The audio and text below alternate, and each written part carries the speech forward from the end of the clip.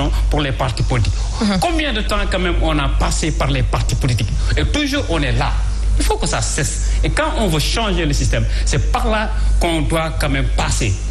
Parce qu'on voit aujourd'hui que les mouvements citoyens descendent dans la base et font moins de bruit. Les partis politiques ne font que des communiqués ou bien descendent dans les plateaux pour parler. Au moment où nous sommes dans la base pour parler, pour sensibiliser, informer, éduquer, ne sera pas d'accord avec vous, hein. Il soutient que le PASTEF n'est pas cohérent dans sa démarche. Le PASTEF est tout à fait cohérent. Vous savez, le 13 août dernier, il y a eu 14 mouvements associatifs et d'autres partis qui ont rejoint le PASTEF. Donc le PASTEF est un parti qui est en train de s'agrandir et qui prend en compte toutes les composantes sociales de ce pays, que ce soit les mouvements, les associations, les identités remarquables, etc. Donc le PASTEF est un parti qui a pris en compte tout cela et qui, avec ses militants, est sur le terrain tous les jours dans les communes. Nous connaissons les besoins dans nos communes. Parce que nous-mêmes, nous vivons dans ces communes-là.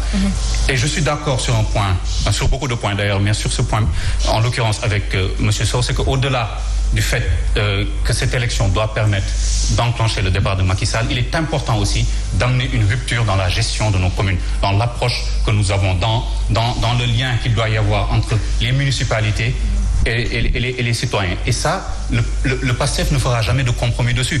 Notre touch, comme disent les Anglais, ce que nous apportons, nous, dans cette coalition, c'est cette approche-là, c'est cet esprit d'initiative, ce sont ces innovations que nous voulons apporter dans la gestion communale. Et nous accordons une importance capitale. Et je vous le dis honnêtement, au même degré que la présidence de la République, nous accordons une importance capitale à la gestion des communes, parce que nous voulons une rupture.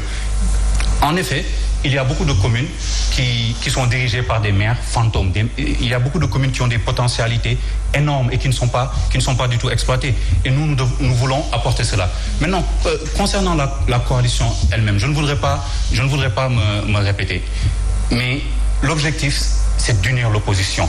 Parce que c'est peut-être une banalité, mais l'union fait la force. Donc quand vous réunissez des partis, quoi qu'on en dise, on peut dire que ce sont des grands partis, le PASTEF, le PDS, Tahaou de Khalifa, etc.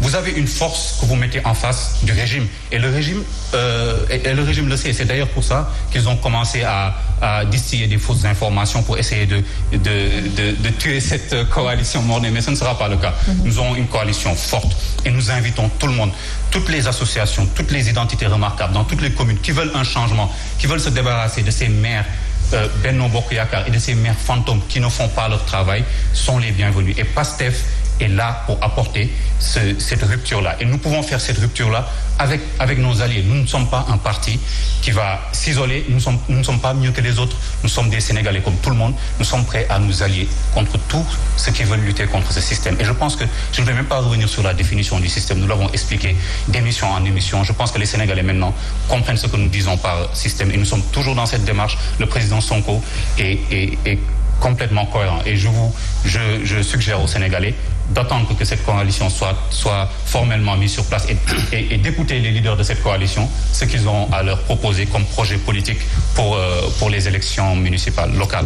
Alors, au moment où nous sommes, est-ce que c'est pas l'ère justement des coalitions, M. Baye?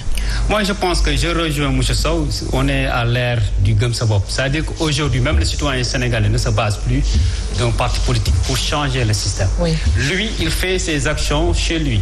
Attendez, Nena Aïcha, si on laisse passer cette coalition-là, il y aura un éternel recommencement.